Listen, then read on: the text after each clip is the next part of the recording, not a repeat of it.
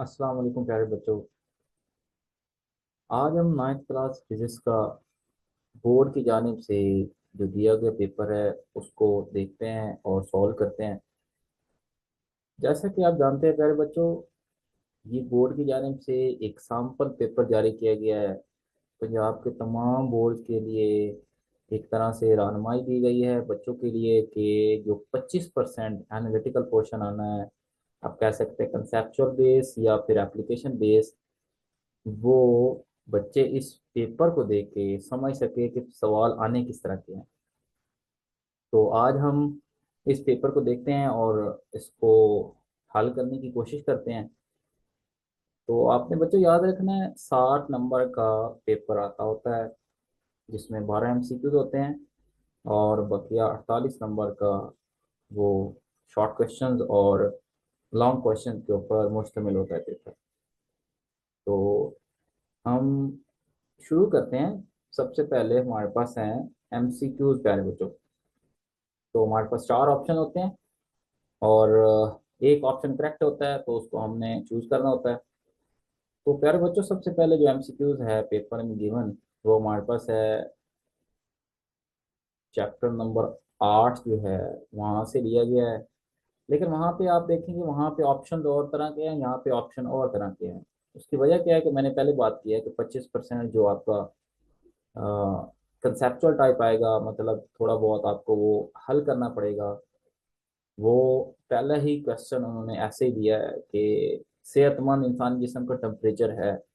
अब जब आप अपने 8वें चैप्टर में ये देखते हैं तो वहाँ पे ऑप्शन और तरह के हैं और वहाँ पे जो जवाब आता है वो 32 फ़ारेनहाइट है।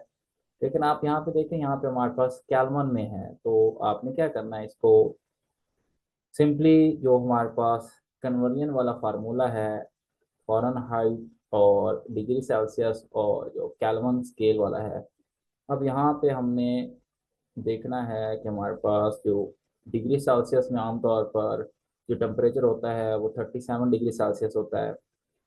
तो उसको हमने क्या करना है, केल्विन में चेंज करना है। और वो आपको पता होना चाहिए वो किसके बराबर होता है। टेम्परेचर इन केल्विन बच्चों बराबर होता है 273 plus temperature in degree Celsius.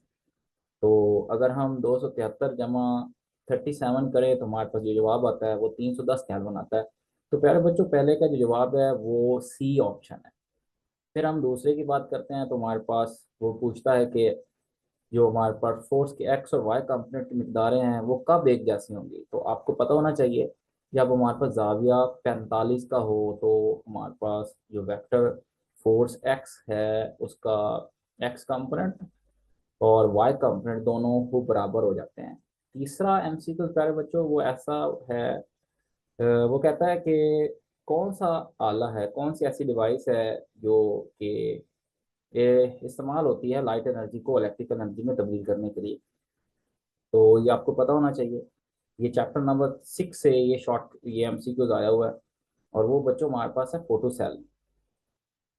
चौथा जो MCQs है बच्चों, वो पूछता है कि हमारे पास ये जो सिंबल है किलोग्राम, बेसिकली ये एक यूनिट है। किलोग्राम मीटर पर सेकंड स्क्वायर किस लिए इस्तेमाल होता है तो आपको पता है। यूनिट नंबर हमारे पास है 3, उसमें हमारे पास ये न्यूटन के बराबर होता है, F = ma। पांचवा क्वेश्चन है, पानी जिस टेम्परेचर पर बर्फ बन जाता है बच्चों, तो वो आपको पता होना चाहिए। वो हमारे पास जो यूनिट नंबर फिर अगेन 8वां है। तो आपको समझ क्या है कि 8वें में से ये दूसरा MCQ आया खड़ा है। तो 8वां अहम चैप्टर है, MCQ उसमें से 2 दफा आ चुका है। तो वो बच्चों जो ऑप्शन होगा 5वें का वो हमारे पास 32 फ़ारेनहाइट है। जबकि छठा जो है वो कहता है वेक्टर क्वांटिटी, तो आपको पता है डी ऑप्शन है मोमेंटम। 7वें की जब बात करता है तो प्यारे बच्चों न्यूटन के कवानीन में से जो अनर्शिया का कानून है वो आपको पता है पहला कानून होता है। और 8वें की बात करता है तो इन gases heat is mainly transferred by, ये आपको पता है। ये हमारे पास आखिरी चैप्टर 9वें में से MCQs आया हुआ है। तो वो जो जवाब है कन्वेक्शन है। कन्वेक्शन के जरिए जो गैसेस में है वो हमारे पास इंतकाल हरारत होता है। और नाइन्थ जो है, ये प्यारे बच्चों एक चेंज करना है हमने एक छोटे यूनिट को बड़े यूनिट में। तो वो आपको तरीका जो हमारे पास है दूसरा चैप्टर, उसमें साइड इंफॉर्मेशन में गिवन है कि कैसे हम एक यूनिट से दूसरे यूनिट में तब्दील करते हैं कीमतों को। तो इसका जवाब जो हमारे पास आएगा वो सी आएगा, 36 किलोमीटर पर आवर। और जो 10वां सवाल है प्यारे बच्चों, ये हमारे पास यूनिट 7 में से आया हुआ है, हुक्स लॉ। तो इसका आपको पता है, ग्राफ जो हुक्स लॉ के मुताबिक जो फोर्स और डिस्प्लेसमेंट होते हैं वो एक दूसरे के प्रोपोर्शनल होते हैं।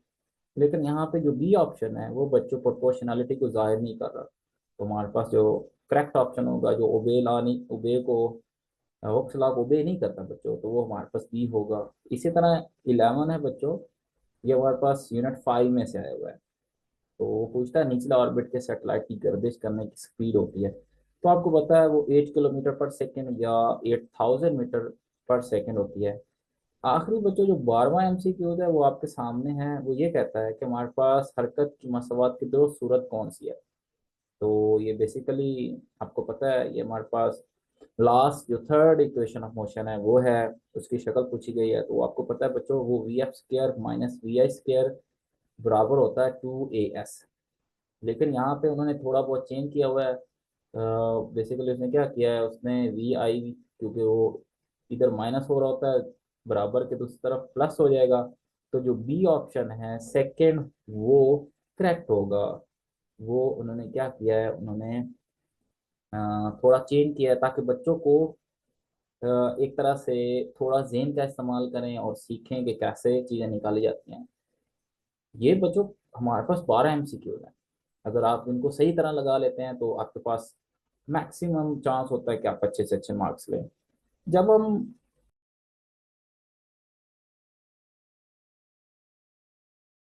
शॉर्ट क्वेश्चन वाली साइड पे जाते हैं, जो सब्जेक्टिव पार्ट होता है, तो उसमें आपके पास 3 पोर्शन होते हैं बच्चों। अब ये पार्ट हमें बताएंगे कि कौन कौन से चैप्टर को मिलाया गया है, कौन कौन से चैप्टर आपस में मिला के पोर्शन बनाए गए हैं। तो 3 पार्ट्स हैं, और हर जो पार्ट होगा उसमें 3 चैप्टर को वो कंबाइन करते होते हैं। तो पहला पार्ट आपके सामने है, आपके पास 8 शॉर्ट क्वेश्चन होंगे, आपने 5 करने होंगे।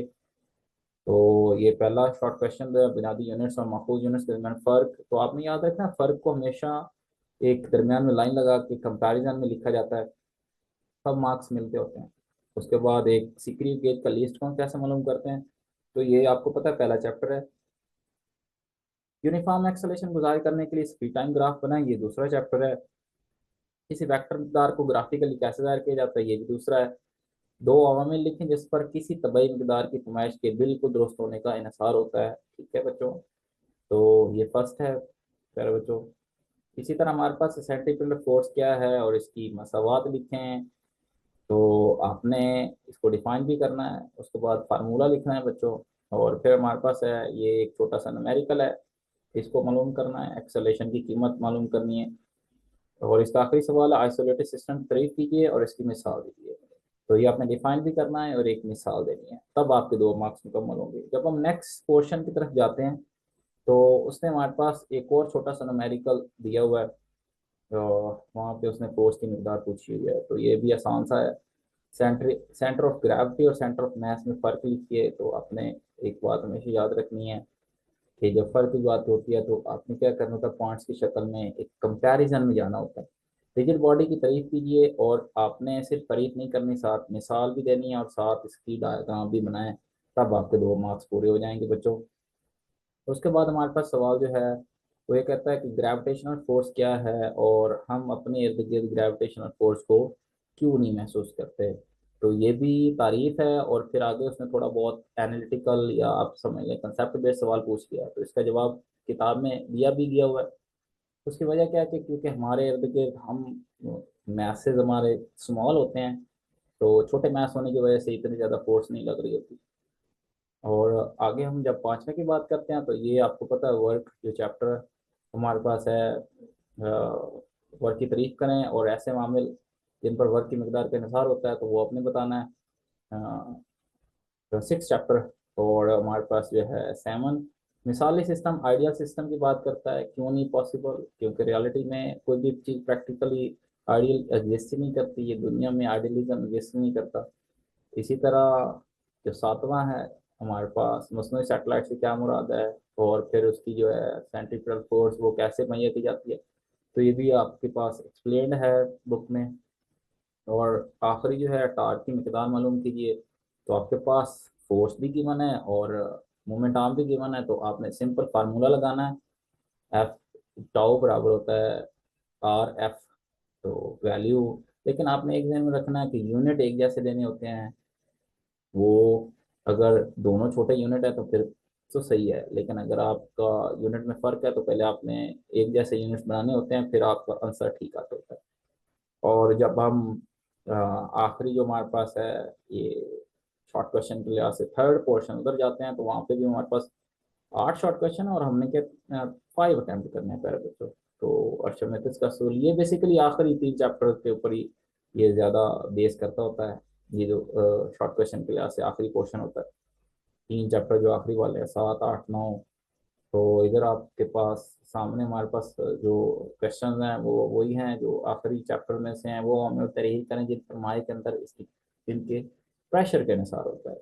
फिर अर्शमिदिस का असूल है, स्ट्रेन की तारीफ करें, इसका यूनिट नहीं होता क्यों, तो आपको बच्चों पता है क्योंकि वो दो एक जैसे मकदारों के दरमियान निस्बत होती है, तो इस वजह से उसका यूनिट नहीं होता। फिर हमारे पास टेम्परेचर स्केल में तब्दीली की बात है, तो ये आपने फार्मूले याद रखने हैं और इनकी बुनियादी वैल्यूज़ जो है वो याद रखनी है क्योंकि एमसीक्यूज आते हैं। और जो हमारे पास नेक्स्ट है सेंटीग्रेड स्केल और फ़ारेनहाइट स्केल के अपर और लोअर फिक्स पॉइंट के टेम्परेचर की कीमतें लिखी हैं, तो मैंने अभी बात किया है कि ये आती हैं, तो वो उन्होंने अगला शॉर्ट क्वेश्चन पूछा हुआ है। इसी तरह हमारे पास क्या है, ठोस अशिया के वॉल्यूम में हरारती फैलाव के लिए जो हमारे पास कोफिशिएंट बीटा की कीमत, तूली हरारती फैलाव मतलब लंबाई के जो हमारे पास फैलाव होता है अल्फा, उससे 3 गुना होती है। क्यों? क्योंकि उधर हमारे पास क्या होता है वॉल्यूम होता है, 3 लंबाई होती हैं, और जबकि इधर हमारे पास एक लंबाई है। और आगे जब हम देखते हैं तो दो ऐसे मामले तहरीर करें जिन पर किसी जिस्म से रेडिएशन के जरिए खारिज होने या हरारत की शरह का इंसार होता है। तो ये आपका बुक में जो है क्वेश्चन गिवन है, ग्लाइडर के हवा में रहने का सबब, तो ये भी एक आपका सवाल एक्सरसाइज में से ही है। तो प्यारे बच्चों ये शॉर्ट क्वेश्चन थे। अब जब देखते हैं ना लॉन्ग क्वेश्चन, तो वो कौन से पेयर बनाते होता है, अब जरा गौर से देखें।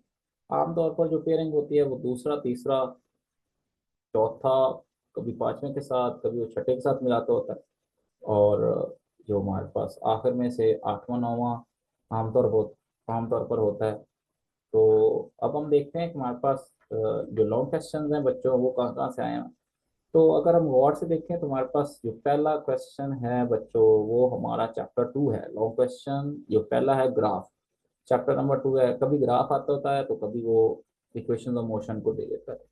तो ये ग्राफ में उसने पूछा है, तो आपने ग्राफ ये सेकंड चैप्टर का जो लास्ट क्वेश्चन है उन्हीं में से पूछा गया है इक्वेशन ऑफ मोशन से पहले। और जब हम फर्दर बात करते हैं इसकी नेक्स्ट जो हमारे पास है क्वेश्चन, तो वो आप देख सकते हैं हमारे पास एग्जांपल है तीसरे चैप्टर की 0.6 एग्जांपल है। इसी तरह हमारे पास जो क्वेश्चन 7 है लॉन्ग क्वेश्चन के लिहाज से, उसमें उसने पूछा है ये चैप्टर 4 से अमूदी कंपोनेंट्स की मदद से फोर्स कैसे मेजर करते हैं। और इसी तरह उसने फिर जो है उसी चैप्टर में से एक एग्जांपल दे दिया, तो आपने हमेशा याद रखना है वो उसकी मर्जी होती है, वो उसी में से दोनों दे दे या अगले में से दे दे, तो आपने तैयारी अपनी मुकम्मल रखनी होती है। जो आमतौर पर पेयरिंग फॉलो की जाती है वो चौथा, पांचवा और छठा होता है। तो अगर आप इन चैप्टर्स को अच्छे से करते हैं तो इंशाल्लाह आपका पेपर बहुत अच्छा हो जाता है। और जब आखिरी की बात करते हैं तो हमारे पास 8वां और 9वां है जो चैप्टर, उसमें से प्यारे बच्चों की वन है। तो ये हमारे पास एक तरह से हमारे पास एक नमूना आ गया कि जो पेपर आएगा वो कैसे आएगा प्यारे बच्चों। तो इससे आपने क्या सीखना है, इससे आपने ये चीज़ सीखनी है कि कैसे, अगर फर्ज करें एक सवाल उन्होंने थोड़ा एनालिटिकल बेस दे दिया है, मतलब एनालिटिकल से मुराद क्या है कि वो थोड़ा बहुत आपने सॉल्व करना है, सीधा साधा जवाब नहीं है, तो आपने उससे परेशान नहीं होना, वो आसानी से सॉल्व हो सकता है।